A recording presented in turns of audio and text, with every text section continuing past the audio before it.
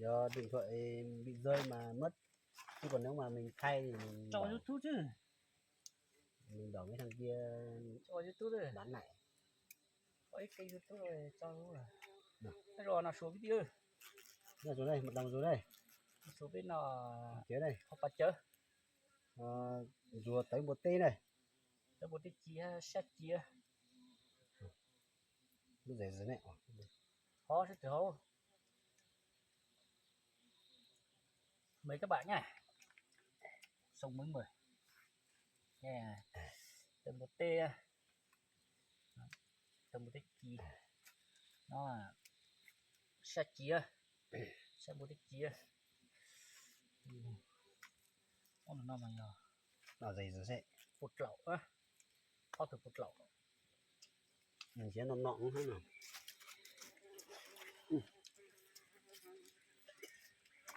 Để nó mày nhờ, con đàn trang này mò.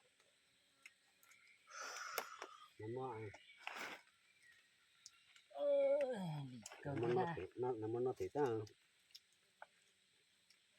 cái gì đi anh cũng trồng trong thế đó Trời ơi, cái này nó bao số cũng có.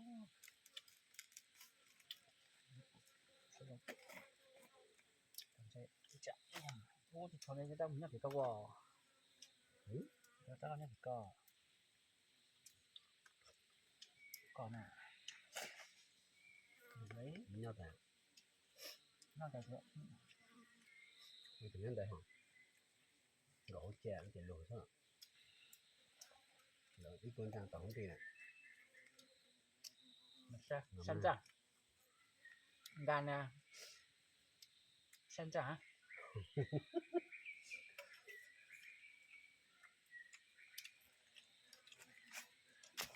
Ăn tỏi. Ôi nhà mà cũng đầy chiếc cốc rồi. Muốn lại không? Ôi. Mà cầm đây. Đấy.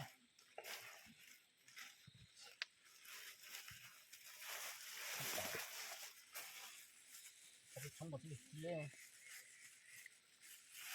Rồi. Nó ta. Cái ta. Cái rồi. Ngon quá. Ăn mấy hạt đổ ra cho nó mặt. Hợp lấy à? In thì sau này lắm mua. Chụp toàn kia. Đó, ta cũng chưa lấy. Chứ chưa lấy cho hạt đổ cho nó. Đi qua. Luôn. Đó, anh nhặt tí nhá. Đó, tao một tí à, đất con dừa. Mấy cái Đấy này. nhá. Thế ta đi on từ cái mà trước tối từ. Thế nó chỉ thế à. Tại không có. Không sợ. Nó bỏ không?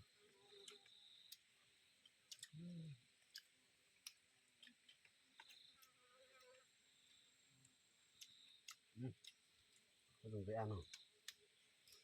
Nhiều à. Mới nha. Một phát thứ hai.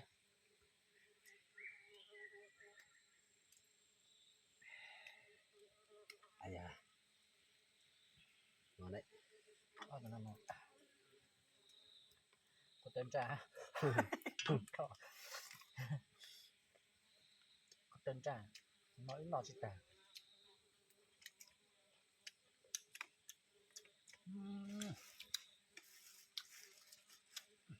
Đẹp chanh không?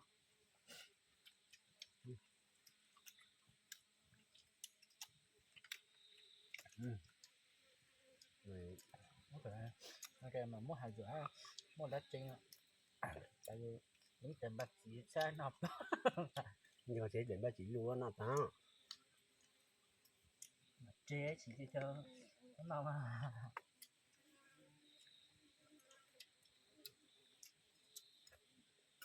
Nó ta hỏi cụ tao. là chỉ cho con đây. Đây cho con đã chỉ nó.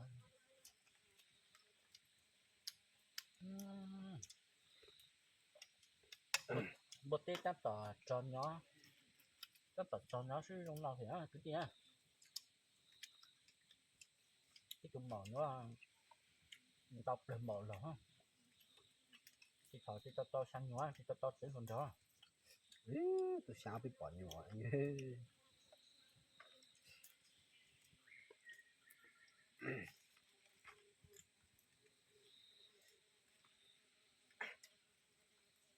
tôi lù quật là chắc là phải 3-4 tuổi chứ. 2 tuổi thôi 3 tuổi Thứ nhất là 3 tuổi đấy. Mà bây giờ khi lúc này buồn mông à, buồn mông gặp bố sướng lúc đó hả.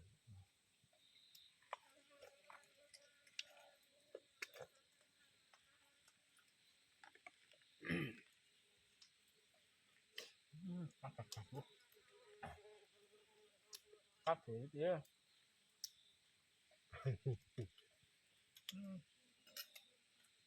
không có món cắt rồi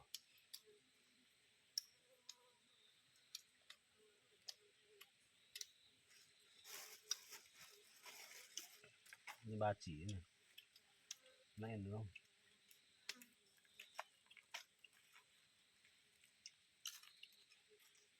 Ô ý nhớ nhỏ từng mở tụi ấy luôn, ví dụ ấy luôn à đầu chản phố của dòng tập xuống cả.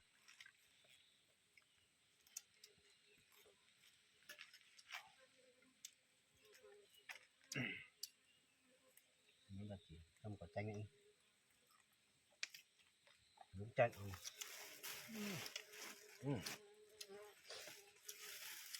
Chưa có tàn nó là sáng có sang có nó còn chê cái người cha còn có chê à mới là để lại nhá, cái này mình đây đi để lại đây tối còn dùng cái đất thì cũng tâm bỏ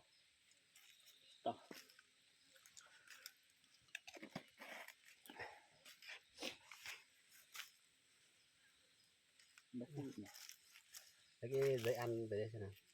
không lấy đâu tí nó sẽ mà Hả? không lấy đâu tí nó sẽ mà ô nó chưa đi hay sao đấy Để em lấy. mấy cô này ở đây Không chạy đâu chứ,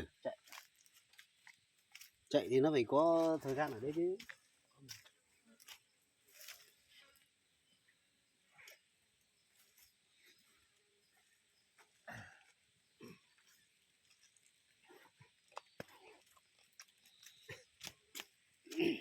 không cần nói đi ha Bẩn tay quá bánh đo hơn tôi chở với mấy thằng tròn rồi bánh nói nói chung là